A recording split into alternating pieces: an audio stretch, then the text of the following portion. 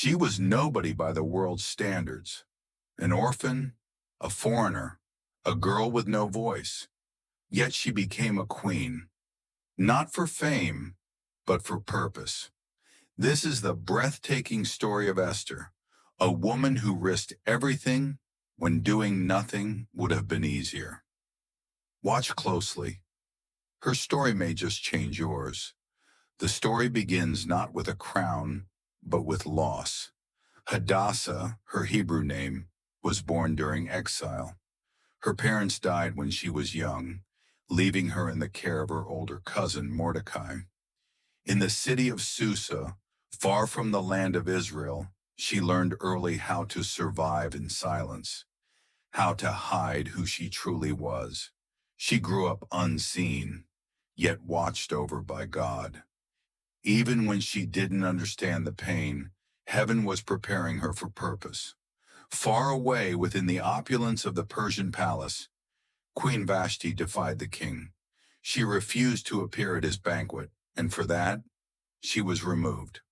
The king's advisors suggested a kingdom-wide search for a new queen, a woman to grace the throne and please the king. Esther was taken, not chosen yet, just selected among many. She entered the palace gates as one of hundreds of young virgins, unsure of her fate. She was told to hide her identity. She obeyed, but deep inside, her true self was still alive. Something about Esther was different. The palace officials noticed it. The head eunuch gave her special treatment. She asked for nothing extra, and still she shined. When it was her turn to stand before King Xerxes, he was captivated, not just by her beauty, but by the peace she carried. She was crowned queen, from orphan to queen. It seemed like a fairy tale. But this wasn't the end of the story. It was the beginning of a divine assignment. In the shadows of the palace, an enemy stirred. Haman, the king's chief advisor, was obsessed with power. When Mordecai refused to bow to him, Haman's rage turned deadly. He didn't just want Mordecai dead. He wanted the entire Jewish race wiped out. He deceived the king, cloaking genocide in political language.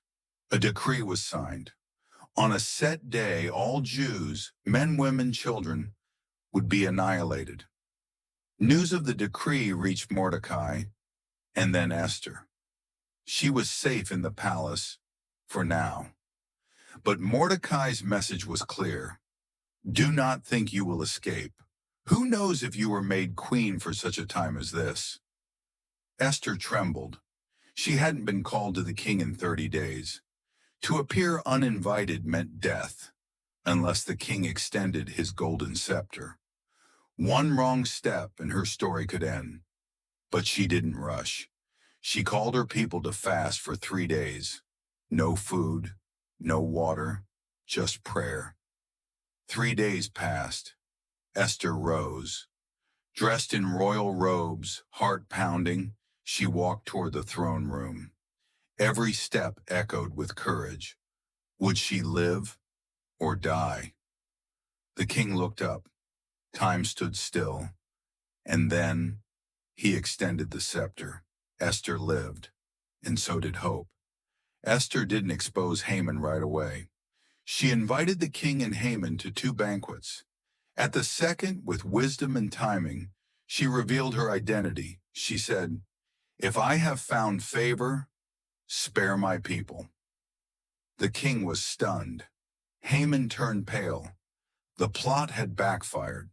The same gallows Haman had built for Mordecai became his own fate. Evil was exposed. Justice was done. But Esther didn't stop there. She pleaded for her people. The king issued a new decree. The Jews could now defend themselves. Across the empire, the enemy fell, and the Jewish people were saved. What began in fear ended in celebration. To this day, the Feast of Purim remembers Esther, the hidden queen who stepped into the spotlight for the sake of others. She never sought glory, but she found destiny.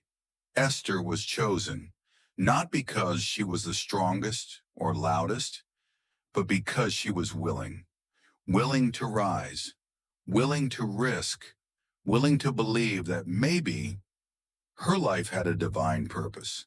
And so do you. When the world shakes and fear creeps in, remember Esther. You were born for such a time as this.